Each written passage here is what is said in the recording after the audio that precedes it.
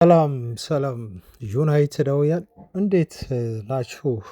የተወደዳችሁ አድማጮቻችን ተገኝተናል።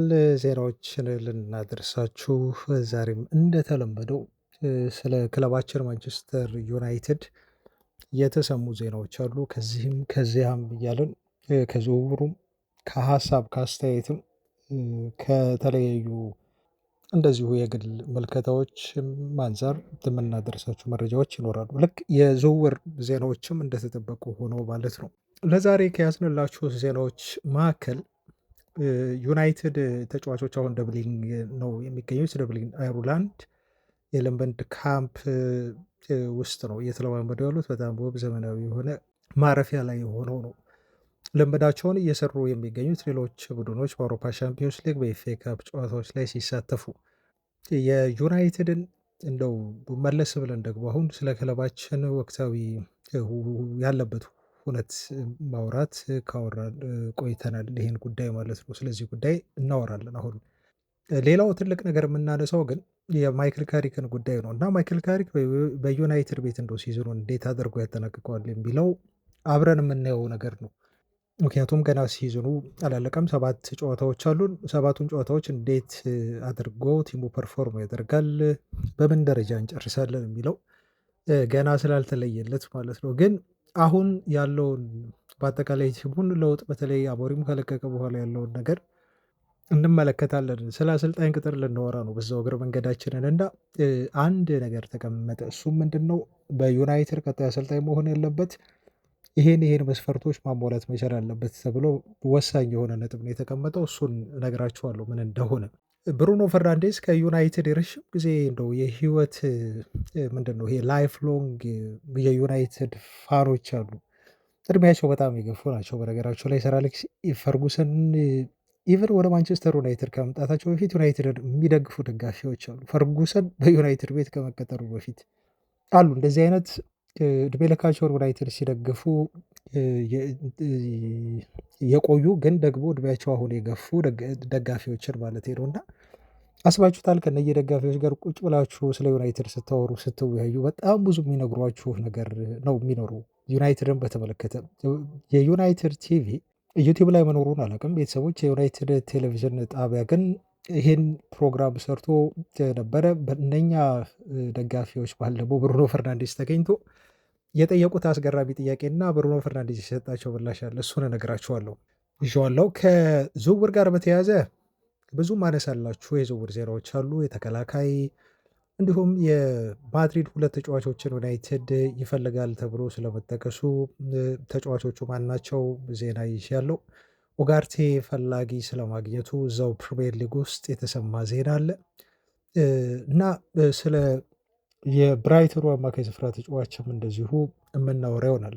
ካርሎስ ባሌባን የተመለከተ ጊዜ ካለን እነኚህ ሁሉ መረጃዎች ወደ እናንተ ይደርሳሉ። ቤተሰቦች እስከ መጨረሻው ቪዲዮን ላይክ እያደረጋችሁ እንደተለመደው ሀሳብ አስተያየቶቻችሁን እየሰጣችሁን እንዲሁ ኮሜንት ላይ ጥያቄ ካላችሁ ጥያቄዎቻችሁን እያሰፈራችሁ አብራችሁኝ እንድትቆዩ ነው በታላቅ አክብሮት የምጋብዘው። ወደ መጀመሪያው መረጃ እንለፍና የማንቸስተር ዩናይትድ ተጫዋቾች ቅድም እንዳስተዋወቅኳችሁ የሚገኙት ደብሊን አየርላንድ ውስጥ ነው እና ይሄ ጊዜያዊ የሆነ የዩናይትድ ተጫዋቾች የሚያርፉበት ካምፕ ነው። ምስሉ ላይ እንደምትመለከቱት በደብሊን እንግዲህ ለየት ያለ አየር የዩናይትድ ተጫዋቾች እያገኙ ልምምዳቸውን እዛ እየሰሩ ይቆያሉ ማለት ነው። ለቀጣዮቹ 4 ቀናት ነው የተባለው። ኦፍኮርስ ይሄ ዜና ከወጣ ቆይቷል። 2 ቀን ይሆኗል። ስለዚህ ተጫዋቾቻችን በዛ የሚቆዩት ለቀጣዮቹ 2 ቀናት ብቻ ነው ማለት ነው። ከዛ በሳምንቱ አጋማሽ ወደ ማንቸስተር ከተማ ይመለሳሉ። ሰኞ ጨዋታ ነው የምናደርገው። ስለዚህ ከሁሉም ቲም በኋላ ዘግይተን ነው ጨዋታችንን በፕሪሚየር ሊግ የምናደርገው ማለት ነው። የኦልድ ትራፎርዱን ጨዋታ ሊድስ ዩናይትድን ስንገጥም እና እዚህ ጨዋታ ላይ ሪፍሬሽ ሆኖ ለየት ባለ አየር እና ለየት ባለ የልምምድ ካምፕ ሰልጥነው ነው የሚመጡት እና አንዳንድ እቅዶች ነበሩ ወደ ዱባይ መሄድ የሚባሉ ነገሮች። በኋላ ላይ ክለቡ ሁሉ ባለው ወቅታዊ ይሄ ዓለም አቀፍ ጦርነት ምክንያት ተጫዋቾች ሁሉ ወደዛ እንዳያምሩ በማገድ ነው ያሳለፈው ክለቡ። ታውቃላችሁ ይሄን ውሳኔ አስተላልፎ እኛ መረጃውን አድርሰናችኋል። በዛ ምክንያት ተጫዋቾቻችን ተገድበዋል። ከኢንተርናሽናል ብሬክ በኋላ እንደው እነሱ የሚዝናኑበት የተወሰነች ቀናት ነበራቸው። ኢንተርናሽናል ጨዋታዎች ላይ ያልሄዱ ተጫዋቾችም እንዲሁ ሰፋ ያለ ጊዜ ነበራቸው። ከዛም ቶሎ የተመለሱ ተጫዋቾች አሉ። እነዚህ ተጫዋቾች ወደ ጦርነት ቀጠኖች እንዳይሄዱ ክለቡ ማስጠንቀቂያ ሰጥቷቸው እነሱ በጥንቃቄ ሲንቀሳቀሱ ቆይተዋል ማለት ነው። በተለያዩ ቦታዎች ላይ ራሳቸውን ሲያዝናኑ ትላንት ወር ከትላንት ወዲያ ደግሞ በፍሬንች ሊግ ዋን ቀኑን እርግጠኛ ስላልሆንኩ ነው ቤተሰቦች እና ሊል ጨዋታ ሲያደርግ እንደየወሮ በስቴዲየም ተገኝቶ የቀድሞ ክለባቸውን ሁሉ ሲመለከቱ አይተናል። ከዛ ውጪ ኮቢ ሜኖም እንዲሁ በአንድ ታዋቂ ዘፋኝ አግኝቶ ከእሷም ጋር እንዲሁ ፎቶ ሲነሳ ሲደናነቁም ምስሎች ታይተዋል። በኢንስታግራም ብዙ ነገሮችን ለጥፈዋል። ብቻ ኤኒዌይስ ግን የዩናይትድ ተጫዋቾች በደንብ ነው ይሄን ብሬክ ኢንጆይ ያደረጉበት እና አሁን ከዚህ ኢንጆይመንት በኋላ በካርተር ሃውስ ተብሎ የሚጠራው በደብሊን አየርላንድ እንዲሁ ከቆዩ በኋላ በሳምንቱ አጋማሽ ሲመለሱ ግን ሰኞ ጨዋታ ለማድረግ ከሊድስ ዩናይትድ ከባድ የሆነ ፈተና በኦልድ ትራፎርድ ተጫዋቾቻችን ይገጥማችኋል። ይህንን ከባድ ፈተና በመወጣት ደግሞ ወደ አውሮፓ ሻምፒዮንስ ሊግ የምናደርገውን ጉዞ ያቃኑልናል ብለን ተስፋ እናደርጋለን። በደንብ ሪቻርጅ አድርገው ስለሚመጡ ማርሻልን መረጃ እያየው ነበር። የሜን ጋዜጣ ጸሐፊ የሆነው ማርሻል እንደዚህ ሲል አወጣ። እኔ እንደው ትኩረት ሰጥቼ አላሰብኩትም። ዩናይትድ ሁሌ ስለምንመለከተው በሊጉ ያው የአውሮፓ ሻምፒዮንስ ሊግ ይሄን ያህል ተሳትፎ ካረገ ቆይቷል እንዴ ብዬ ወደኋላ መለስ አድርጌ እንዳስብ ነው የሆንኩት እና ዩናይትድ በአለፉት ከ2013 ጊዜ ጀምሮ በአውሮፓ ሻምፒዮንስ ሊግ የተሳተፈው ከ2013 ጊዜ ጀምሮ ነው ያልኳቸው ቤተሰቦች የተሳተፈው 6 ያህል የአውሮፓ ሻምፒዮንስ ሊግ ሲዝኖች ላይ ነው ማለት ነው። ከ2013 ይሄ ዩናይትድን ለሚያክል ትልቅ ግዙፍ ክለብ የሚመጥን እንዳልሆነ በግልጽ ማሳያ ነው፣ መረዳት ትችላላችሁ ማለት ነው። እና ኖክአውት ስቴጅ ላይ መድረስ የቻለው ደግሞ አንድ ጊዜ ብቻ ነው በ2020 ላይ ከ2013 ጀምሮ 6 ያህል ሲዝኖች ላይ ነው ማለት ነው ክለቡ የአውሮፓ ሻምፒዮንስ ሊግ የተሳተፈው። ከነኚህ ጊዜያት ውስጥ ደግሞ አንድ ጊዜ ብቻ በ2020 ላይ ኖክአውት ስቴጅ ላይ ደርሷል ማለት ነው። በአዲሱ ፎርማት ደግሞ በቅርብ ነው የተጀመረው። ኦፍኮርስ አዲሱ ፎርማት ዩናይትድ አውሮፓ ሻምፒዮንስ ሊግ ላይ ተሳትፎ አያውቅም ማለት ነው። ዩሲ ምን ያህል አስደንጋጭ የሆነ መረጃ እንደሆነ ይሄ ማለት ከ13 ዓመት ያለፉትን 13 ዓመት ዩናይትድ የተሳተፈው 6ቱን ብቻ ነው ማለት ነው እና በቀሩ የአውሮፓ ሻምፒዮንስ ሊግ ጨዋታዎች ላይ ዩናይትድ የለበትም ነበር። ከ6ቱ ደግሞ አንድ ብቻ ኖክአውት ስቴጅ ላይ ብቻ ደርሷል። ይሄ በዩናይትድ ካሊብሬ በዩናይትድ በሚያክል ግዙፍ ክለብ ፍጹም ተቀባይነት እንደሌለው እና ይሄን ነገር ለመቀየር ክለባችን ጠንክሮ እየሰራ አሁን ጥሩ መንገድ ላይ እንደሆነ ማስተዋል እንዲሁ ችለናል ማለት ነው። እንደው ስታቱን ስላየሁት በጣም ስለገረመኝ ነው። ማይክል ካሪክ ከመጣ በኋላ ደግሞ ዩናይትድ በሊጉ እንደው አዲሱን ዓመት እንኳን እናንሳ ብንል በ2026 እንደ ማንቸስተር ዩናይትድ ብዙ ነጥብ የሰበሰበ ቡድን የለም። የፕሪሚየር ሊግ የደረጃ ሰንጠረዥ ይሄ ፈረንጆች አዲስ ዓመት ከገባ በኋላ ዋንጫ ይሰጥ ቢባል ኖሮ ዩናይትድ ቀዳሚ ይሆናል። አርሰናል አይደለም ብዛ ከሊጉ ቴብል አናት ላይ መቀመጥ ይችል የነበረው ክለብ ማለት ነው። የሚያስገርማችሁ ደግሞ አርሰናልን አሸንፏል። የመጀመሪያ ደረጃ ላይ የተቀመጠ ቡድን ነው። ሲቲን አሸነፈ፣ ሁለተኛ ደረጃ ላይ የተቀመጠ ቡድን ነው። አስቶን ቪላን አሸነፈ፣ 4ኛ ደረጃ ላይ የተቀመጠ ቡድን ነው። ሊቨርፑልን ማሸነፍ ችሏል፣ 5ኛ ደረጃ ላይ የተቀመጠ ቡድን ነው። ቼልሲን ማሸነፍ ችሏል፣ 6ኛ ደረጃ ላይ የተቀመጠ ቲም ነው። ኤቨርተንን እንዲሁ ማሸነፍ ችሏል፣ ቡድኑ 8ኛ ደረጃ ላይ የተቀመጠ ነው ማለት ነው እና ይሄ የማንቸስተር ዩናይትድ ቡድን ትልልቅ ቡድኖችን ማሸነፍ የሚችል ቲም መሆኑን በደንብ አድርጎ አሳይቶናል። ስለዚህ ቀጣይ ያሉት እንደው ዩናይትድ ፈተናዎች ብዙ ጊዜ ተነጋግረንበታል። ትናንሽ ቡድኖች ሲሆኑ አይላቅም ብቻ ተጫዋቾቻችን እንደው በሳይኮሎጂ በስነ ልቦናው ትንሽ አሳንሶ የመግባት ነገር ይሁን በጣም ይፈትኑናል። እውነት ለመናገር ቤተሰቡ መካከለኛ ቲም በፕሪሚየር ሊጉ እንደው ትንሽ የምንለው ቲም የለም። ወልቭስ ቢሆን ምን ያህል አስቸጋሪ ቲም እንደሆነ ታውቃላችሁ። ግን ደግሞ እንደው ከትልልቅ ቡድኖች የተሻለ ዝግጅት ዩናይትድ እንደሚያስፈልገው ያየንበት ውጤት ነው አሁን የነገርኳቸው ማለት ነው። ከትንንሽ ቡድኖች ጋር የጣላቸው እነኛ በጣም አስከፊ የሆኑ ነጥቦች ናቸው አሁን ዩናይትድን ዋጋ ያስከፈሉት። በፕሪሚየር ሊጉ ሻምፒዮንነት ከአርሰናል ጋር እንዳንፎካከር ያደረጉን። ይሄን አስረግጬ ነው የምነግራችሁ። በተለይ በሩበን አሞሪም ዘመን ይሄን ደጋግሜ ተናግሬያለሁኝ። በቻናሌ ቤተሰቦች እንደውም ልትሰለቹ ትችላላችሁ። በጣም የምቆጭባቸው አንዳንድ ጨዋታዎች አሉ። 5 ወይ 6 ጨዋታዎች በአሞሪም ዘመን አሞሪም በሰራቸው ስህተቶች ምክንያት ተጫዋቾቻችን እንዲሁም አጋዥ በመሆናቸው የእነሱም ችግር ነው ኦፍኮርስ እውነት ለመናገር እና በወቅቱ በነበረው የቲም ስፕሪት ምክንያት ያጣናቸው እጅግ አስቆጪ የነበሩ ነጥቦች ቢኖሩም ኖሮ ዩናይትድ አትሊስት ከነኛ 15 ነጥቦችን 15 እንኳን ብዙ ነው 12 ነጥቦችን ብናገኝ ኖሮ ዩናይትድ ይሄን የሊግ ዋንጫ ለመፎካከር ከአርሰናል ጋር በደንብ አድርጎ መሄድ ይችል ነበር። መፎካከር የሚችል አቅም ነበረው፣ ግን አልሆነም። አሁን ሊድስ ዩናይትድን መጠንቀቅ ይኖርብናል። በኦልድ ትራፎርድ ነው የምናደርገው። ያን ጨዋታ ካሸነፈን የፊታችን ሰኞ የዩናይትድ የአውሮፓ ቻምፒዮንስ ሊግ ተሳትፎውን ኦልሞስት በቃ አንድ እግሩን የሚያስገባበት ነው።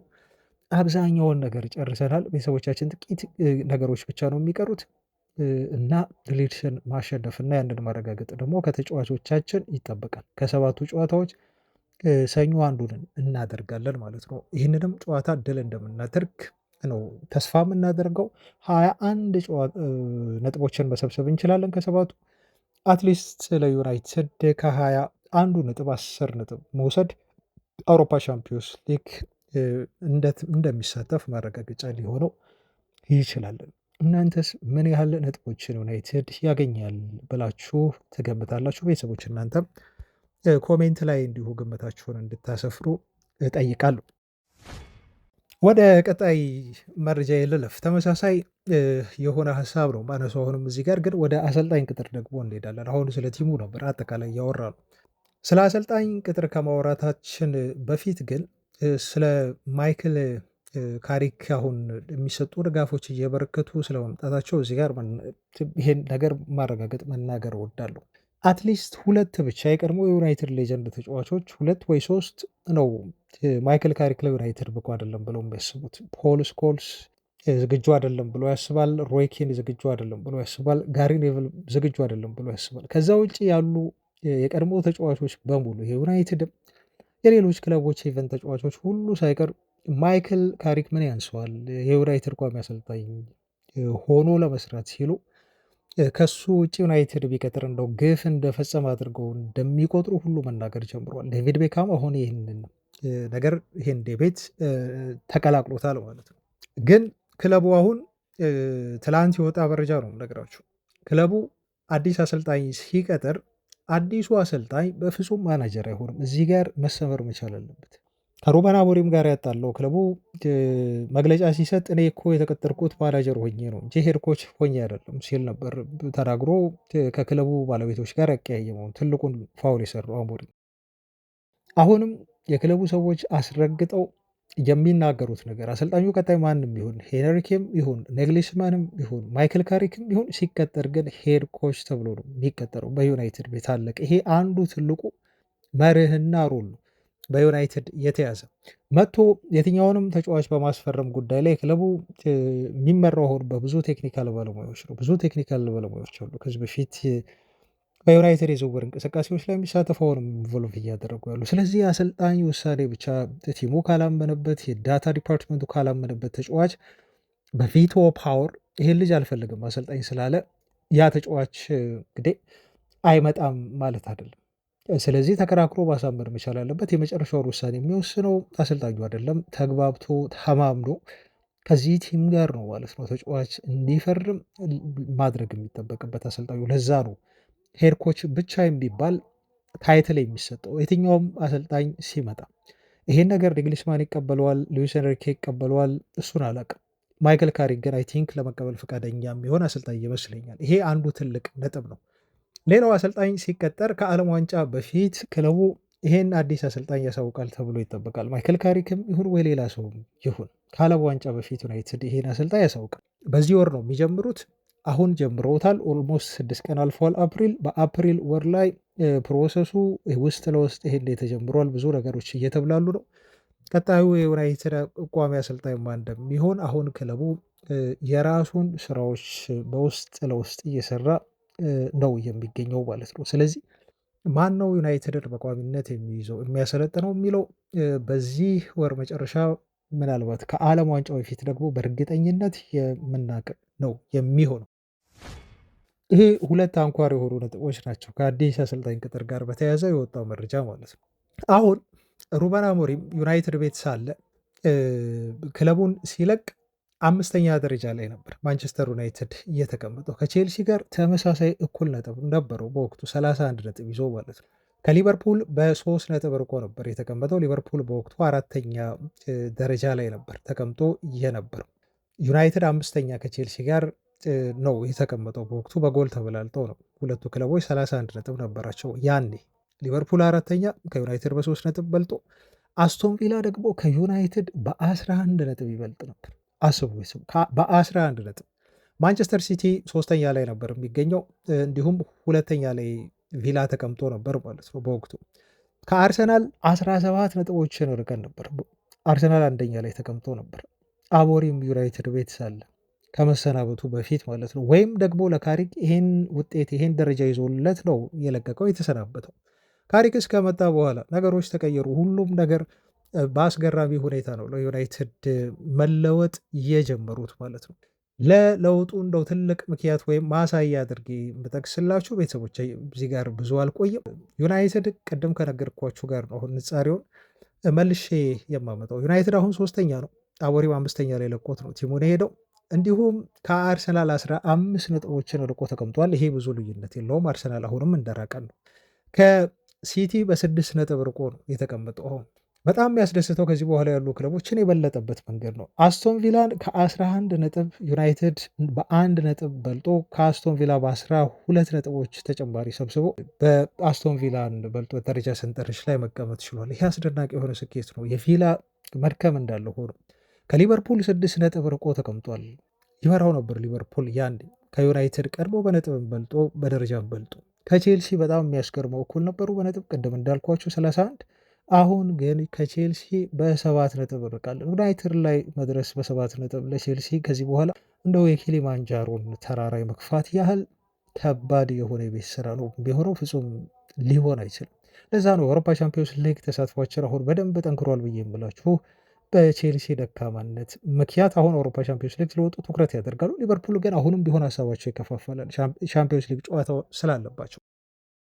ይሄን ያነሳውላችሁ በአጠቃላይ አሁን ማይክል ካሪክ ከመጣና ዩናይትድን ከያዘ በኋላ ምን ያህል የዩናይትድ ቡድን እንደተቀየረና ፍጹማዊ የሆነ መሻሻል እንዳሳየ ነው ዩናይትድ።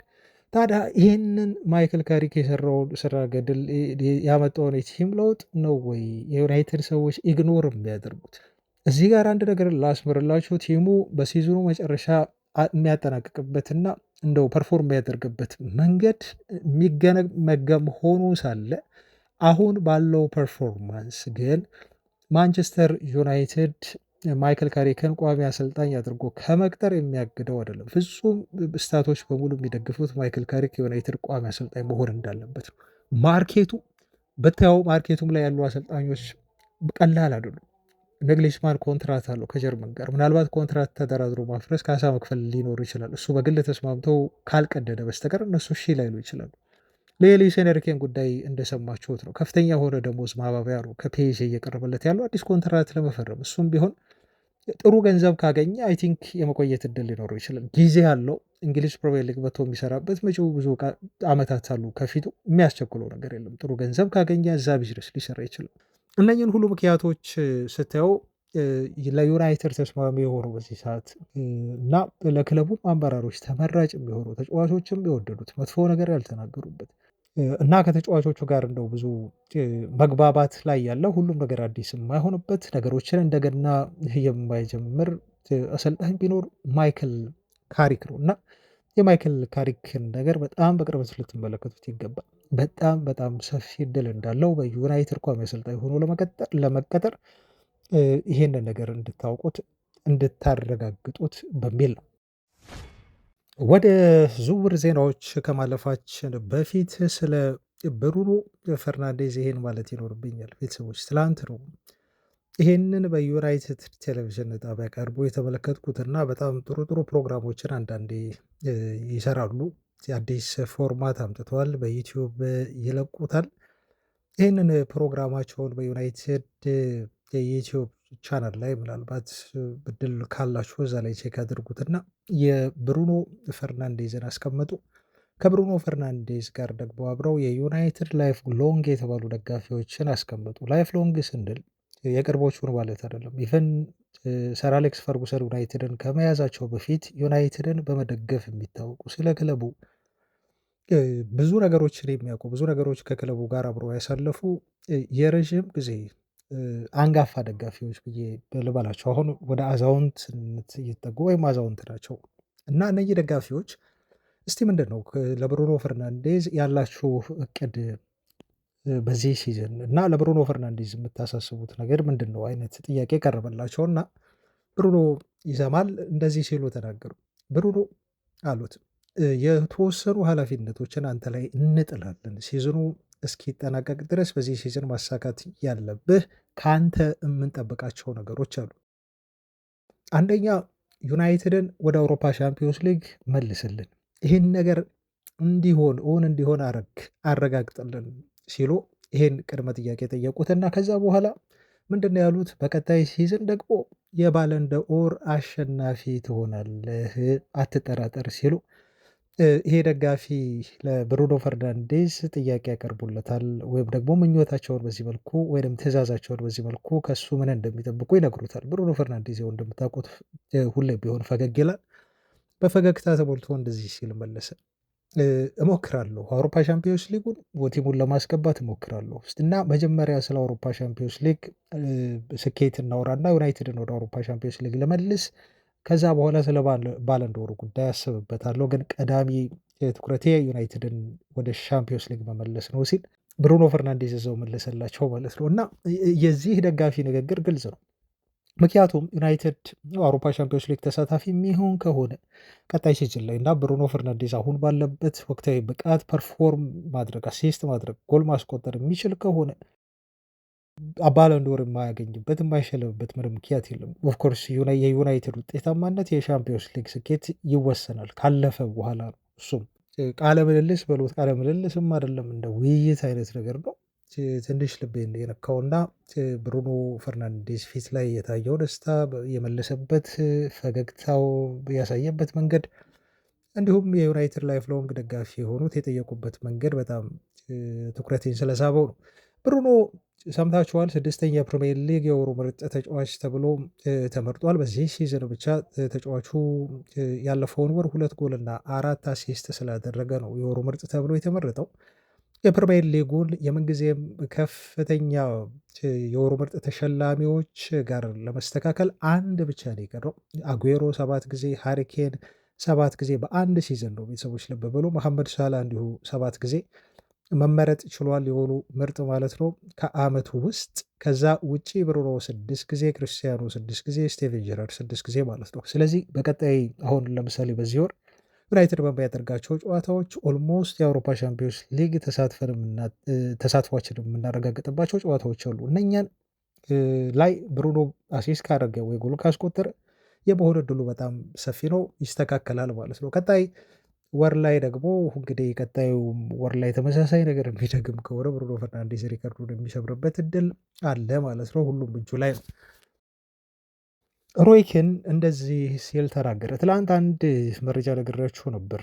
የኤቭራን ጉዳይ ነው። እንዴት ታነጻጽራላችሁ ከዲክላን ራይስ ጋር እንዴትስ አድርጋችሁ ብሩኖን ታወዳድሩታላችሁ ሲል በግርምት ተናግሮ ነበር። አሁን ሮይኪን ይሄንን ተቀላቅሎታል።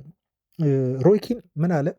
እንዴት ነው ብሩኖ ፈርናንዴዝን የምታወዳድሩት ከዲክላን ራይስ ጋር? ዲክላን ራይስ ብቻ እኮ አይደለም ነው የሚለው ሮይኪን። እሱ ብቻ እኮ አይደለም፣ ኢቨን ከአርሰናል ተጫዋቾች አንድ ተጫዋች እንኳን የወሩ ምርጥ ተብሎ እስካሁን ድረስ አልተመረጠም። በዚህ ሲዝን አንድ ተጫዋች ነው ያለው።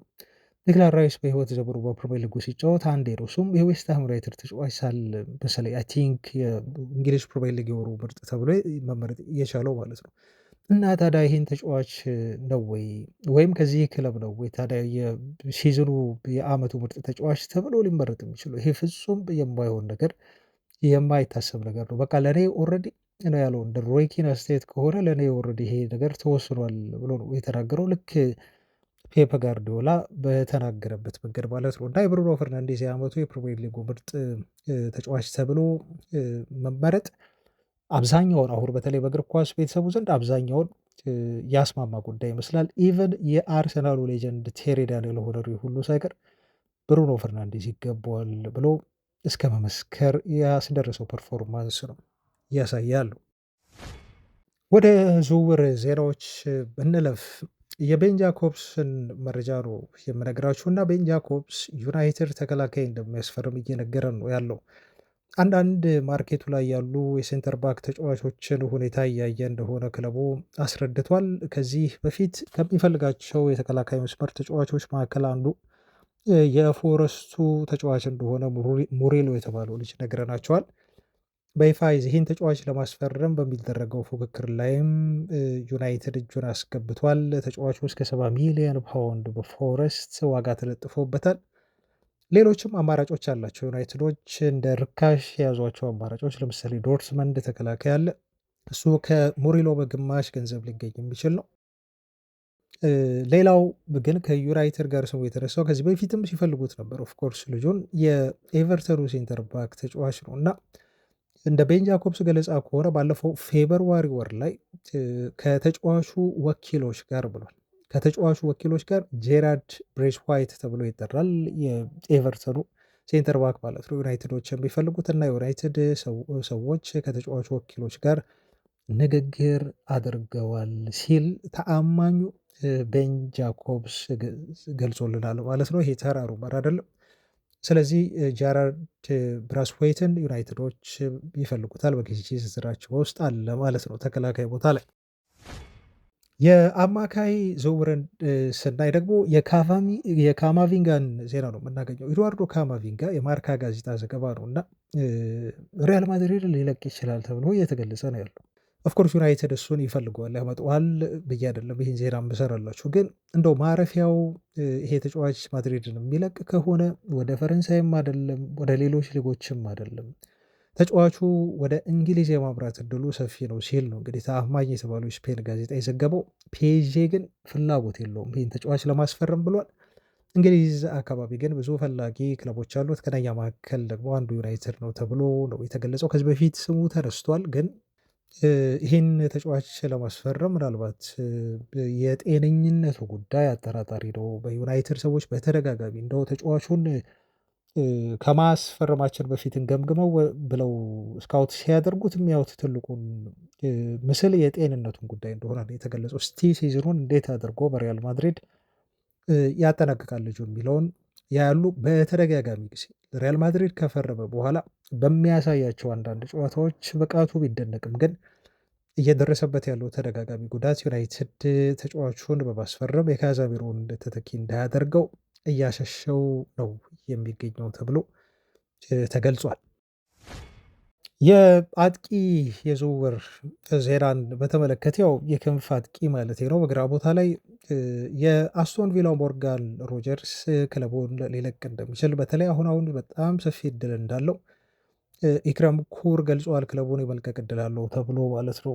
ይሄ ጉዳይ በጣም እየተጠናከረ መጥቷል። ቪላዎች ተጫዋቹን የመሸጥ እድላቸው አሁን ሰፊ ነው የሚመስለው። ገንዘቡን ይፈልጉታል። የክለቡን የአውሮፓ ሻምፒዮንስ ሊግ ተሳትፎም እንዲሁ እርግጠኛ አይደሉም። ስለዚህ ቪላ ከሻምፒዮንስ ሊግ ተሳትፎ የሚወጣ ከሆነ ተጫዋቹም ቪላን ለመልቀቅ ሰበብ ያገኛል።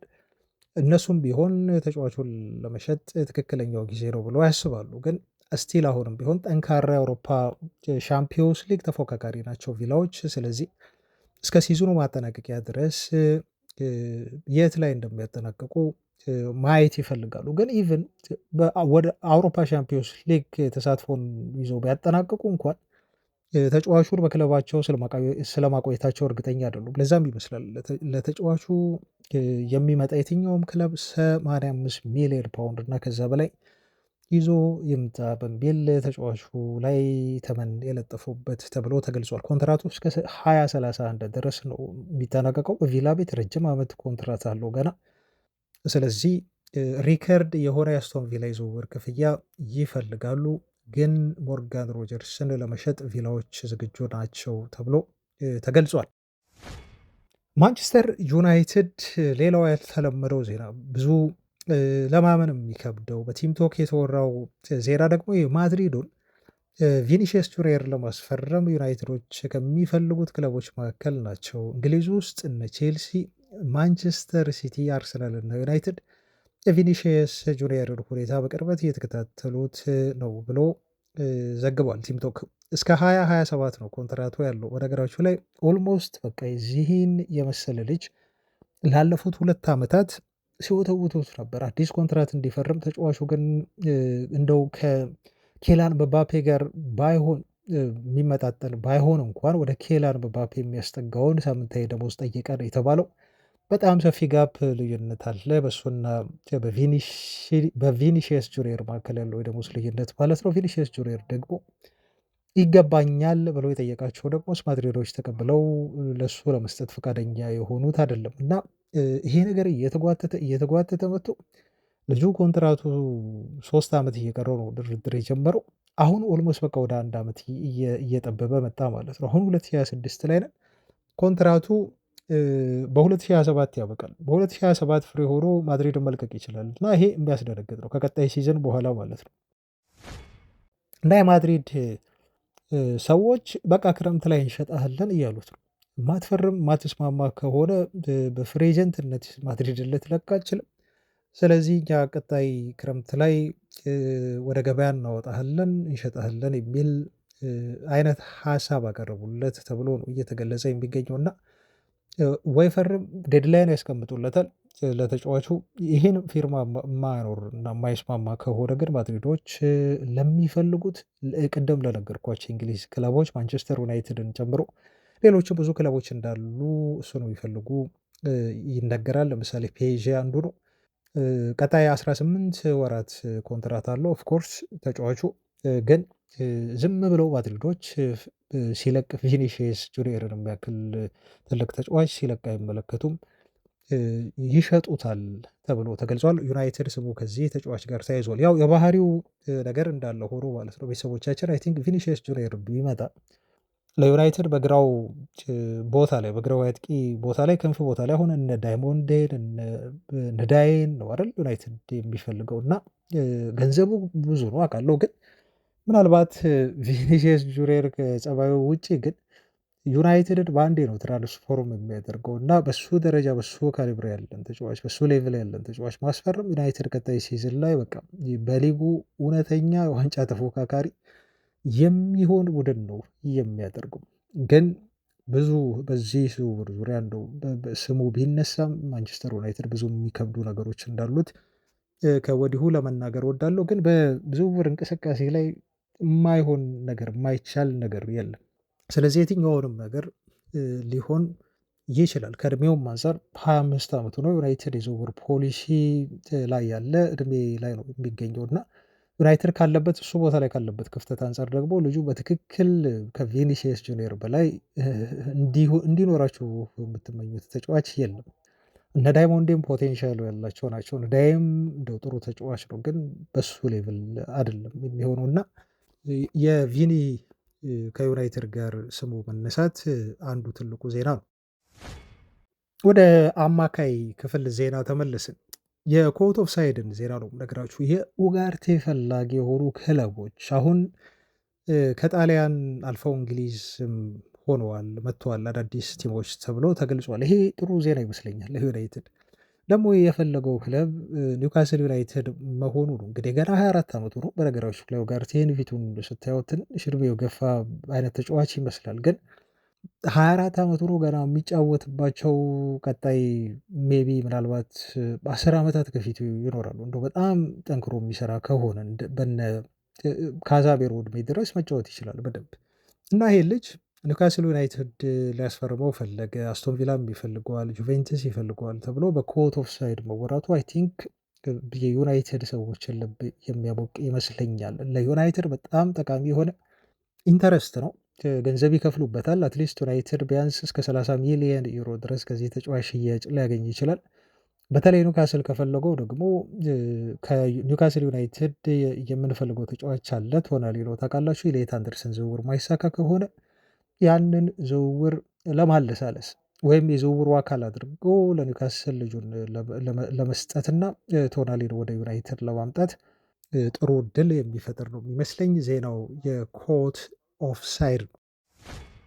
የሪዮ ፈርዲናንድን አስተያየት ላክልና የዛሬው መረጃ ይብቃ። ሪዮ ፈርዲናንድ እንደዚህ ሲል ተናገረ። በዩናይትድ የዝውውር ኢላማዎች ዙሪያ ነው አስተያየቱን የሰጠው። ሲዝኑ እንደጀመረ ወይም ባለፈው ክረምት ላይ ሁሉም ሰው ሲያወራ የነበረው ካርሎስ ባሌባ ወደ ዩናይትድ ይምጣ እያለ ነበር አለ። ተጫዋቹ አሁን ኦፍ ሆኗል። ምክንያቱን አላውቅም። ተጫዋቹ እንደው ጥሩ ፎርም ላይ አይደለም የሚገኘው እና አሁን በሁሉም ሰው ምላስ ውስጥ እየተነገረ ያለው እየተወራ ያለው እየተነሳ ያለው ካርሎስ ባሌባ አይደለም እና ሁላችንም አሁን አቅጣጫችንን የቀየርን ይመስለኛል። ከባሌባ ይልቅ ሌሎች አማካዮች ላይ ትኩረት እያደረግን ይመስለኛል። በተለይ ኤሊዮት አንደርሰን አለ። ይሄ ተጫዋች በዩናይትድ የግዢ ዝርዝር ውስጥ ቀዳሚው ተጫዋች ይመስለኛል። ከየትኛውም ተጫዋች በላይ ዩናይትዶች ይህን ልጅ ማስፈረም ይፈልጋሉ። እኔ ደግፈዋለሁ ነው የሚለው። በጣም አስደናቂ የሆነ ተጫዋች ነው ኤሊዮት አንደርሰን።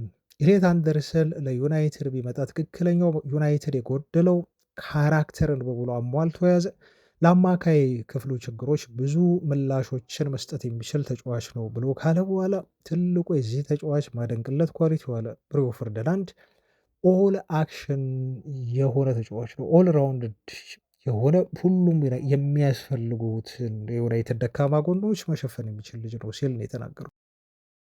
ለምሳሌ አሁን ግራውንድ ከቨር ማድረግ ይችላል ነው ያለው። ኦል አክሽን ሲል ሁሉንም አስፈላጊ ድርጊቶች መከወን የሚችል አማካኝ ተጫዋቹ ያለው ዳይናሚክስ በማጥቃት በመከላከል ደረጃ ተጫዋቹ ሮቦት ነው የሚደክም አይደለም ነው ብሎ በጣም ጠንካራ ነው እና ቲሙን በደንብ አድርጎ የአማካኝ ክፍሉን ባላንስ ማድረግ የሚችል የኔ ተመራጭ የአማካይ ክፍል ኢላማዬ ነው በሚል ነው ማለት ነው ኤሊዮት አንደርሰንን የገለጸው። እና አሁን ስለ ቦክስ ቱ ቦክስ አማካይ የምናወራ ከሆነ ከኤሊዮት አንደርሰን ውጪ ለዩናይትድ የሚመጥን ተጫዋች አለ ብዬ አላስብም ነው የሚለው እና ባሌባ በሪዮ ፈርዲናንድ አይምሮ ፍጹም እየተረሳ የተዘነጋ ተጫዋች ነው ማለት ነው። ክለቡ ረስቶታል። እሱን ከዚህ በፊት ዜና አድርሻቸዋለሁ። ባሌባ ስቲል የዩናይትድ የዝውውር ሊስት ውስጥ ያለ ተጫዋች ነው በሌላ ካታጎሪ። ግን ብራይተኖች አሁን የተጫዋቹን ዋጋ ፕራይስ የማይቀንሱ ከሆነ ወደ 100 ሚሊዮን ፓውንድ ነው አይደል የሚሉት ስቲል አሁን ይቀንሳሉ የሚል አንዳንድ ጭምጭምታዎች ወይም ወሬዎች አሉ፣ ግን የተረጋገጠ አይደለም።